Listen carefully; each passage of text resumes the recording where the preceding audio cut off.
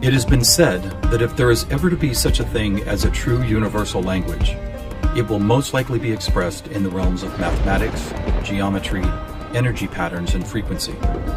Could it be that this language, or at least the foundation of it, already exists here on Earth? Is it possible that over the course of thousands of years, we have been somehow guided in the process of creating this new form of communication? And if so, what type of information will be conveyed through it that could not be expressed any other way? In the search for answers, we must be prepared to trek through both time and space, to open our eyes and minds wide enough to notice compelling coincidences, and to stand back far enough to see if the building blocks of some kind of mathematical, spatial, frequency-based language emerge. But before we begin our journey, we will pause here in the present day to notice some of the ways that we measure and tabulate the world around us. This is an important step, for how we count and measure things can be as revealing as why we count them. First, we will take a look at the way we measure time. For all practical purposes, the smallest unit is 1 second, and we all know it takes 60 seconds to make a minute, and then 60 of these minutes to make an hour. This hour, of course, is the unit by which we divide our days, and these days become months, years, decades, centuries, and so on. Speaking of 60, let's take a moment to notice that all geometry, whether it is 2 or 3 dimensional, is also derived from base 60 mathematics that provide the foundation for a 360-degree circle, which in turn provides us with all the angles and formulas for creating virtually every shape known to humankind.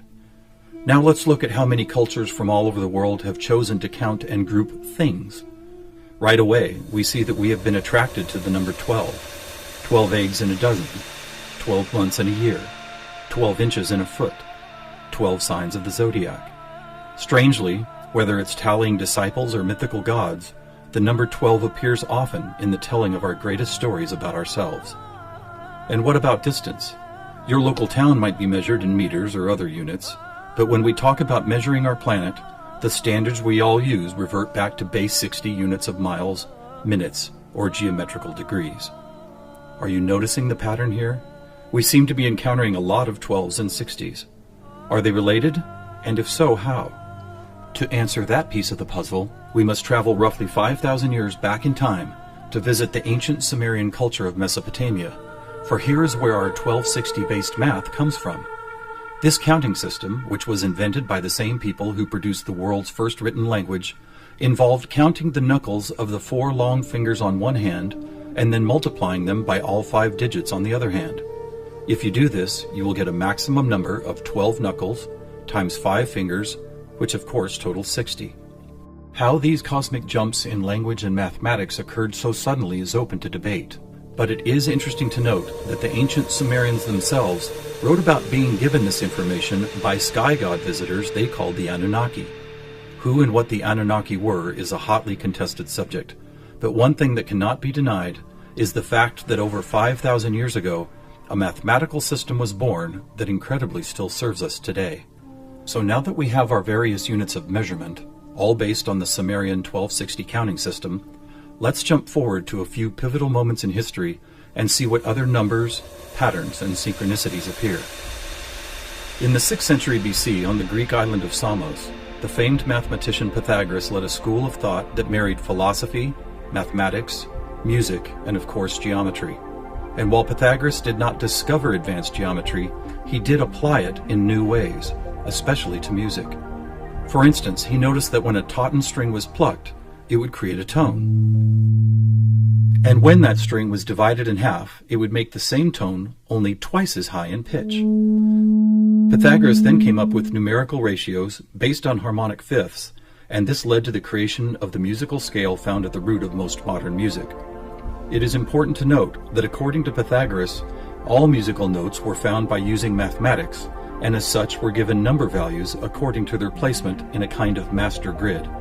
For instance, by using fifths beginning from note number 1, he was eventually guided to note 27. And to find the same note twice as high in pitch, he simply kept doubling it to 54, 108, 216, 432, and so on up the scale. If you've ever heard of Pythagorean tuning, you know that the number 432 is quite important. To Pythagoras himself, it probably wouldn't have stood out more than any other in his numerical grid.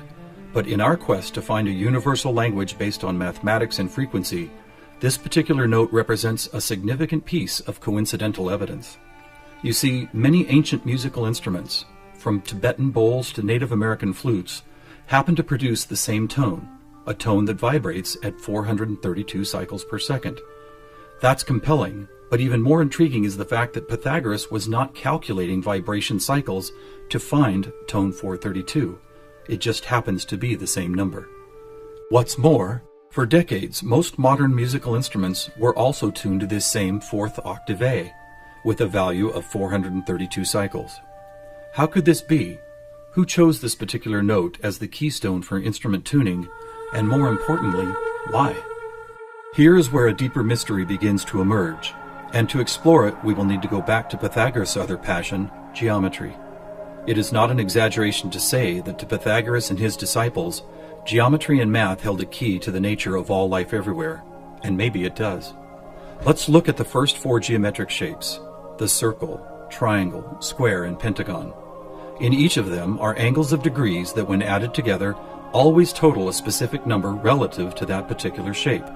For instance, if we take a triangle, the sum total of all three interior angles is always 180. For both the square and circle, it is 360. For a pentagon, it is 540. Now at this moment, let's step back and look at these numbers in a different way, as there seems to be something about them that reaches beyond a simple sum of angles. Did you notice that they happen to be in the same numerical neighborhood as tone 432? What's more, they all add up to 9, just like 432. As an experiment, let's take a look at the numbers found in basic geometric shapes, then apply those numbers as vibration cycles to hear the tones they produce. First, let's listen to what the 180 total degrees contained in a triangle sound like.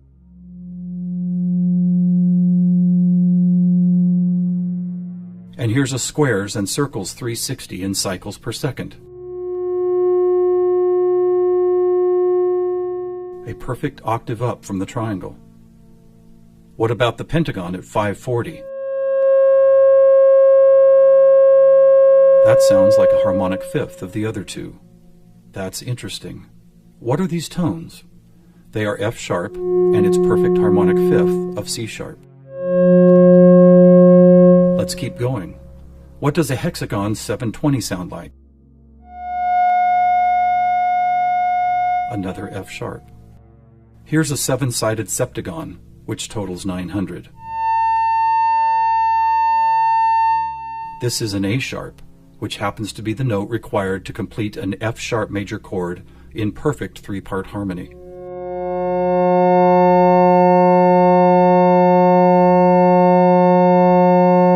And finally the octagon, where we get 1080, another C sharp.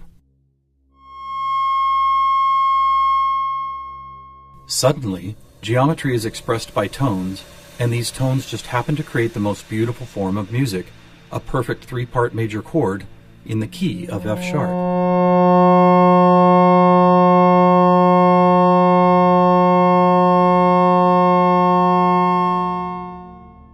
Is this something we've been missing for years? Is it important? To the famous philosopher and mathematician Plato, the answer would have been a resounding yes, for it is Plato who advanced the study of two-dimensional geometry into three-dimensional geometry, and who began to recognize that nature, whether expressed as a tone, the petal design of a flower, or the spiraling design of a seashell, seemed to follow a 3D mathematical pattern. In fact, it became an obsession of Plato to try and find the simplest three-dimensional geometric shapes, and his quest ultimately revealed what we now call the Platonic solids. In essence, these forms represent the most elemental construction blocks found both in human-made and natural forms. So let's see if and how they fit into our geometry tone grid. First, there is the tetrahedron, or a three-sided pyramid comprised of four interlocking triangles. As we did before, let's add up all the angles found in those four triangles. The answer, 720, which we have already seen is the tone F sharp.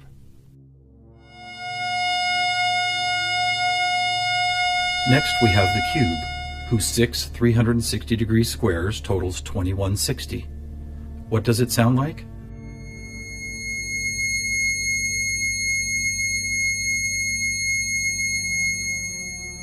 2160 is a high C sharp, and as you will see later, a very interesting number for other reasons as well. Next up is the octahedron. Constructed of 8 triangles, this shape totals 1440, which is another perfect F sharp higher up the scale. The icosahedron is made up of 20 triangles, so the total number of degrees is 3600. As a tone, 3600 vibration cycles create the A sharp needed to complete yet another F sharp major chord that sounds like this.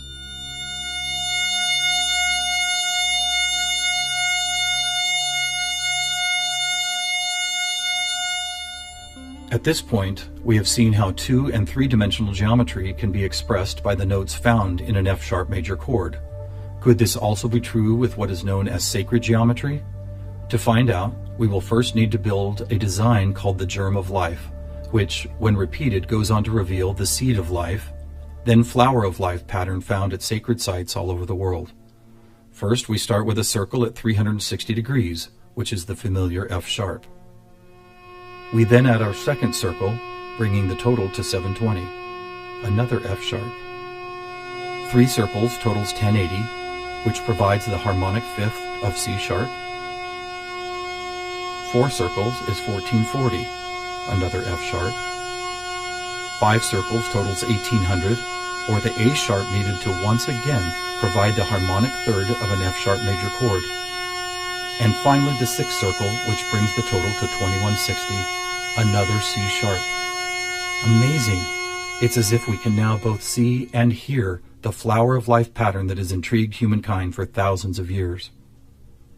So now we have 2-dimensional geometry, 3-dimensional geometry, and even sacred geometry being represented by different variations of an F sharp major chord. How is this not common knowledge? How have we missed this connection? There are actually 3 explanations. 1, for reasons ranging from the mundane to the conspiratorial, musical instruments are no longer tuned to an A vibrating at 432 cycles per second, but rather 440. 2, modern tuning calls for equal temperament, which no longer adheres to Pythagoras' whole number simplicity. And 3, the tuning method required to reveal geometric shapes is based on a mathematical grid rather than mathematical ratios. This grid, if it had a name, would probably be called something like factor 9, because the number 9 is found not only in the sum of every note on the grid, but also as the number required to move up or down the scale. For instance, if we started at note A at 216 cycles, all we would have to do is add or subtract the number 9 to reveal all the other tones in that octave. And it is here, on this incredible factor 9 grid, that we find not just some of our geometric numbers, but all of them. Conversely, modern A440 tuning reveals not one correlation to geometric numbers. Now let's go back for a moment and take a look at one of these numbers, 2160. The number expressed by both the cube and the germ of life pattern. You may have already noticed that without the 0, it is exactly half of our magic 432. That's worth noting, but what is even more intriguing is the way this number keeps showing up in other large-scale measurements. To discover one of these measurements, we will need to jump forward from Plato's time to when the Mayan civilization was flourishing. Roughly 1500 years ago, Mayan stargazers were the most accomplished astronomers the world had ever known. Their concept of cyclical time led to many incredible discoveries. The accurate length of a year, the exact dates of seasonal changes, even the moments when solar and lunar eclipses would occur. But their most amazing discovery was of something known as the precession of the equinox, which makes note of a very slow wobble of Earth's axis. Somehow aware of the fact that this wobble takes 25,920 years to complete, the Mayans called this cycle one great year, with each of its 12 great months requiring 2160 Earth years to complete. And what about this? Did you know that the diameter of our moon, when measured in miles, also happens to total, you guessed it, 2160? Lastly, watch what happens when we apply simple division to this highly synchronous number. 2160 divided by 2 is 1080, the angle sum of the octagon. By 3, 720, the total of the hexagon. By 4, 540, the pentagon. By 5, Are you ready? It's the ketone of 432. And by 6, 360, the number of both the square and circle. All F sharps and C sharps with our 432A thrown into the mix as if it were some kind of clue to solving a cosmic riddle. Maybe we should look at this number even more closely. As we've stated, our closest celestial neighbor, the Moon, is 2160 miles across, and 216 is exactly half of 432. What about the other large object in our sky? Were you aware that our Sun is 864,000 miles across? Incredibly, where the Moon's base number sequence is half of 432, the Sun's number sequence is exactly twice 432. And do you know how many seconds there are in a day? 86,400, or 43,200 for the 12 hours of day and 43,200 for the 12 hours of night. Or try this. Take the 360 degrees found in the circular shape of our Sun and Moon, and then multiply it by the 12 hours of either day or night. The answer, 4320. Or how about this? What is the only whole number that when squared comes to within 0.01% accuracy to measuring the speed of light? 432. What is going on here? We have all these different things: Earth cycles, time and celestial measurements, geometry, sonic frequency, yet they are all represented by the same numbers over and over again. To answer that, we must search for the factor common to all of them, and that common factor is the 5,000-year-old Sumerian 1260 counting system. It is what gave us the inches to a foot, the seconds to a minute, and the 360 degrees in geometry. It's almost as if the sky god visitors, who the Sumerians called the Anunnaki, provided humanity with a counting system that would lead to the discovery of these synchronicities. Could it be that the number 432 really is some kind of cosmic key that unlocks a language of higher understanding? And if so, have these sky visitors ever been back to make sure we don't miss the importance of the 432 matrix? One possible answer can be found in the story of a man named George Van Tassel, a respected aeronautical engineer who believed he was contacted by extraterrestrial beings in the early 1950s. During this encounter, Van Tassel said he was provided with a mathematical formula that could be used for everything from time travel to sound frequency healing, and which he used to build the world-famous Integratron near Joshua Tree, California. What is this formula? It is F equals 1 over T, or frequency equals one particular something divided by the number of time. Well, what if that one something was the biggest one on our planet, the one great year of 25,920 discovered by the Mayans? And what if the number for time was the most logical choice of 60? Suddenly, this mysterious equation is expressed as frequency equals 25,920 divided by 60. Are you ready for the answer? It's 432. Not only the frequency that instruments all of the world have been tuned to for thousands of years, but also the number that reveals the synchronistic nature of life on this planet. Noticing all these coincidences revealed by the 432 matrix and the Sumerian counting system, we must wonder if other ancient cultures were aware of them as well. Just scratching the surface, it would seem that they were. For example, let's take the Sumerian 12 and square it for a total of 144. Right off, we see that it is indeed a number and tone contained within our factor 9 grid. Expanding outward, we find 1440, then 144,000, which is a number that appears all over the world in the most compelling of ways. Take, for instance, the Great Pyramid of Giza. It happens to have been covered with 144,000 smooth white casing stones. To ancient Mayans, 144,000 days was the length of their 394-year Baktun, a time cycle which has just begun again. In the Bible, we read that there will be 144,000 chosen ones redeemed from the earth prior to the apocalypse. Obviously, number sequences like these have been significant to many different cultures and religious sects, and to one enigmatic group in particular, the Freemasons. Were the earliest Masons, the supposed keepers of sacred information, also aware of the factor 9 grid, the 432 key, and the number 144,000? Their infatuation with the numbers 3 and 13 might be telling. For instance, if you divide 144,000 by 432, the answer is 333.3 into infinity. Or take a look at the back of a dollar bill. That famous unfinished pyramid could be revealing some interesting clues. For instance, there are 13 steps climbing the pyramid, and 13 times 33.3 is 432.9. Even the shape of the flat-topped pyramid appears to be made as if someone had drawn 4 dots in a line, then 3 above it, then 2 above that, and then connected those dots to reveal this iconic shape. And of course, let's not forget that the square root of our all-important factor 9 grid is 3 threes. Who else knew about 432? The answer is surprising. In India, large cycles of time are called Kali Yugas, and each one is 432,000 years long. In fact, the number 432 appears so often in sacred structures and myths, from Stonehenge to the pyramids, that author Joseph Campbell could not help but see it as the most important mythological number in history. So what do we have here? What is it that's trying to be expressed by all of these coincidences? One answer is that over the course of history, we have been somehow guided toward both the subconscious creation and eventual conscious recognition of a grand pattern based on frequency, mathematics, time, space, and geometry. Quite possibly, these synchronistic numbers, shapes, and tones represent the building blocks of a language that we do not yet fully understand, but could turn out to be the most important language we will ever learn. How will we use it? Who will we be conversing with? Time will tell.